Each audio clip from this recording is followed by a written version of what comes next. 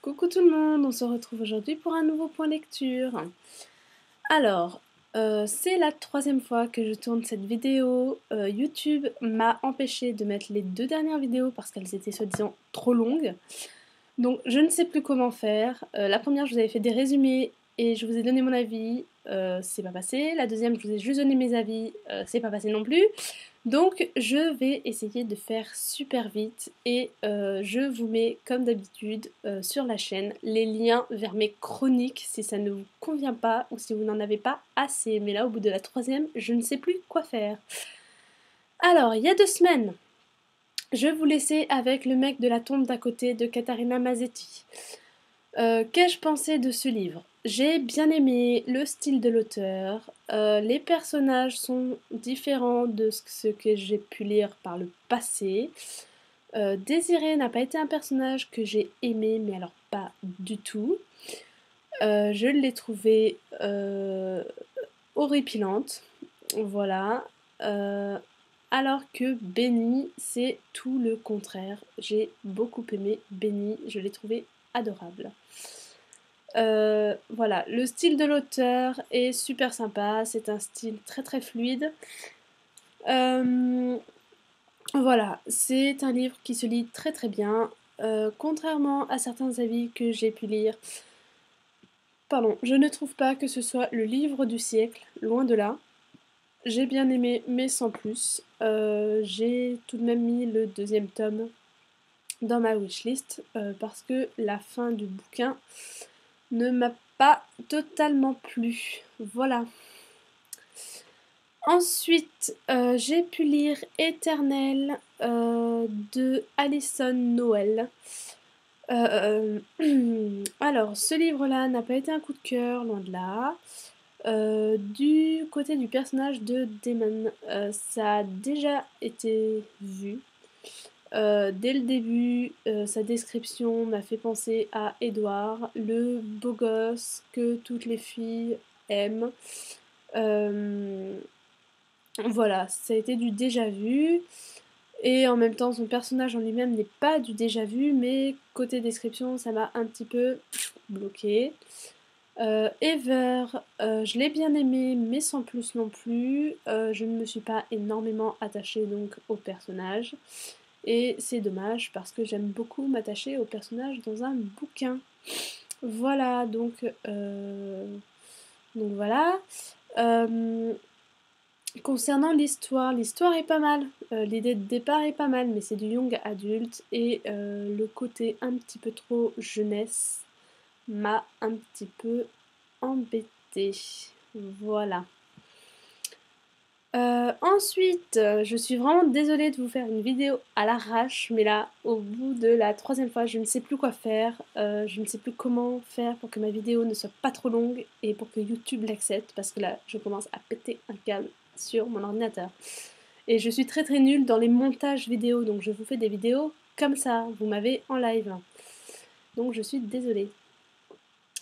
Ensuite, j'ai pu lire Dream Hunters de Sherilyn Kenyon, donc le premier tome. Donc ça, c'est dans mon challenge numéro 1 avec ma binomètre 2013. Qu'est-ce que j'ai pensé de ce bouquin, pardon? Bah moi j'ai bien aimé, ça a été une bonne surprise.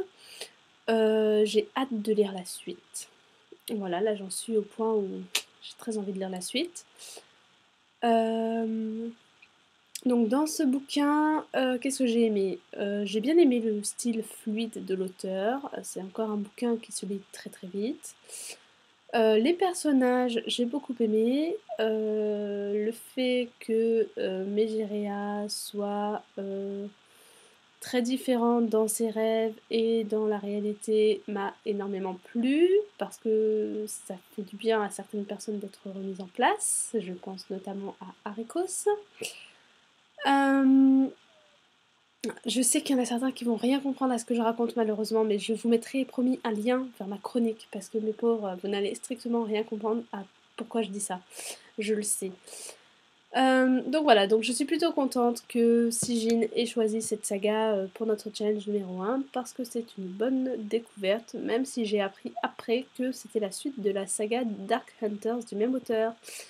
Pour le moment, le fait d'avoir lu cette saga avant ne m'a pas plus dérangé que ça, et j'espère que ça va continuer pour les autres tomes.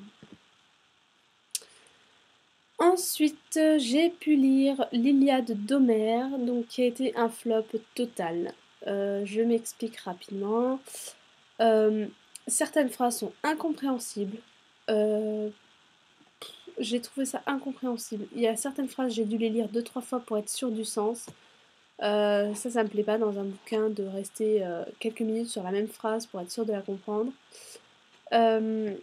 La guerre de Troie n'est pas du tout un thème qui me passionne.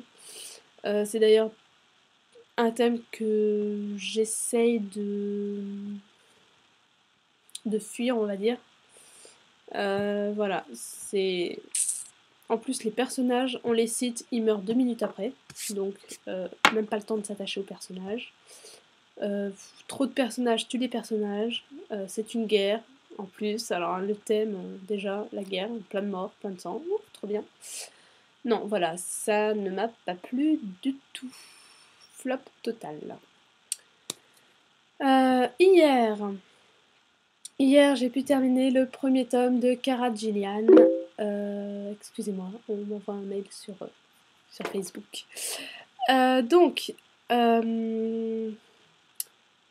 Cara Gillian, que dire de ce bouquin que j'ai bien aimé. Vraiment, ça a été un bouquin que j'ai bien aimé, ça a été une bonne surprise. J'ai beaucoup aimé les personnages, je me suis beaucoup attachée à Cara. Sa vie est pas banale et j'avoue que j'aime beaucoup. En fait, elle est invocatrice de démons et il lui arrive plein de trucs. Et je trouve ça juste trop bien. C'est un policier, ce qui fait que je suis nulle dans les policiers, pour ceux qui le savent, je crois que Caroline le sait. Je suis nulle dans les policiers et à chaque fois qu'un personnage dit « Oh, je crois que c'est lui », et bien moi, en bonne suiveuse, en bon mouton, je suis. Je dis « Ah oui, bah oui, effectivement, il a la tête de l'emploi ». Donc voilà, je suis très très nulle et comme à la fin ça m'énerve de pas savoir qui c'est, eh ben ce que je fais c'est que j'accuse tout le monde. Donc tout le monde est coupable, même si c'est pas vrai, c'est pas grave. Je mets tout le monde dans le même panier et c'est pour ça Caroline, écoute-moi Caroline, j'ai besoin de cours Caroline. Il faut que tu me donnes des cours pour que je puisse trouver le bon coupable. Avant, hein? Comme ça j'aurai l'air moins con à la fin du bouquin. Non parce que là en fait je m'y attendais pas du tout donc c'est bien. Mais en même temps, j'avais l'air con parce que bah, tout le monde était dans le même panier, sauf lui. Voilà, forcément. Donc forcément, bah, on n'a pas l'air con à la fin.